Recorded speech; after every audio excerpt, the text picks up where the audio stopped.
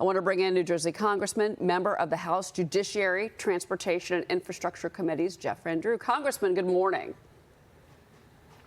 Good morning. It's great to be with you. Was this a win for Kevin McCarthy? I guess different people could interpret it different ways. This is what I think. I think that we talked about making sure that the IRS workers that were going to be hired at $80-some billion and 80-some thousand of them, we would permanently change that. We didn't. It's just put off till next year. We discussed about incorporating the REINS Act, which meant that we were going to make sure that any expenditure that was anticipated by an agency of over $100 million would have to go to Congress. You know what? It's about time that the United States Congress stood up in a strong way and really did their job. So I think when we're going to spend money like that, we just can't, oh, that's the agency that spent it, it's not our fault. I think we have to take responsibility for it. The bottom line is that there isn't a cap on the debt ceiling, so it could go up $4 trillion more, and I think that's of real concern. It certainly concerns a lot of the people in my district that are worried about spending. You know, we're always worried about default, and we should be. Let me be clear. Nobody wants to default.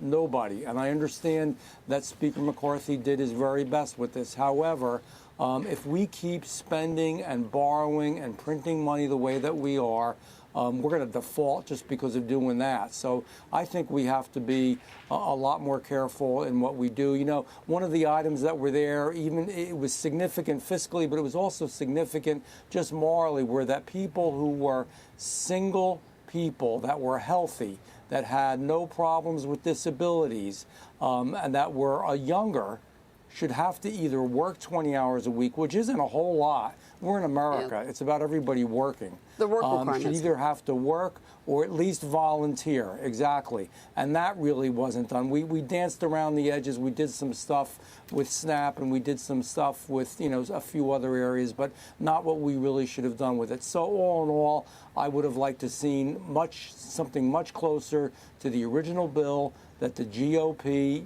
did and pushed forward than what we ended up with. Okay. And at the end of the day, remember something here.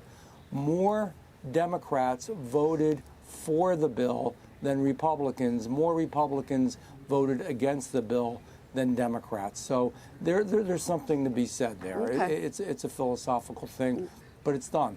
No more. There was no money given to the border. That was another question mark. Many wanted to see more funding to go to securing the border. Now you've got Eric Adams, the mayor of New York City, meeting with illegal immigrants. He went to 2 Manhattan sanctuary sites. Hundreds of migrants had been temporarily evacuated Saturday because they had plumbing at a converted former prison explode. Congressman, explode. This is the state of New York City. I know that you're in New Jersey. We are neighbors. Your reaction? Yes, we are. Oh, well, this is self-inflicted wounds. I mean, we said, you know, for years now, since Biden has gotten in, when he had his T-shirts, I don't know who made them up, but they were, well, you know, President Biden T-shirts, these folks who were crossing the border, and we weren't doing a darn thing about it. We didn't finish the wall. We didn't really keep up with the return to immediately return back to the country of origin. We didn't have the stay in Mexico policy. We finally now got rid of Title 42. What do you think is going to happen if you do nothing and let people cross the border? And there's so many of them, you can't check them carefully. And some of them are on the terror watch list, Some of them are getaways. So, of course, you're going to have problems. I mean, everybody acts surprised. They wanted to be sanctuary cities and sanctuary states. This is the result we said would happen, and it has happened. Now we've got to go in there, and again, we've got to be a strong Congress and a strong Republican Party, and we've got to push to straighten this out and stop this. All right. Well, let's go back to your home state of New Jersey, because another 2 dead humpback whales have been spotted floating off the coast of New Jersey and actually New York. This was late last week. We've talked about this before on this program with you, sir. So the National Oceanic and Atmospheric Administration, 23 humpback whales have been stranded so far in 23. 5 in New York, 7 in New Jersey. Congressman, this, again, the question mark, are these wind turbines out in the ocean causing the deaths of these whales? You've been very vocal about it. Your thoughts on this news revelation? Well, first of all, and by the way, just very briefly to go back to the debt ceiling issue, we didn't do anything on the IRA Act, which was supposedly the legislation that the president had that was going to reduce inflation, but of course it wasn't. It was just the opposite.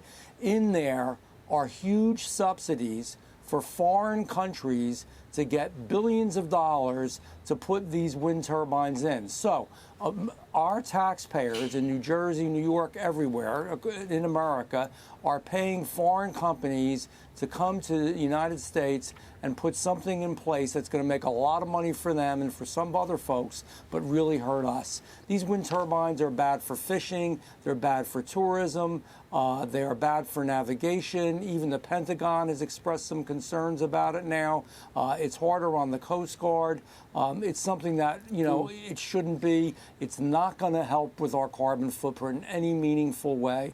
We should be doing something like clean, new nuclear, which has zero carbon footprint.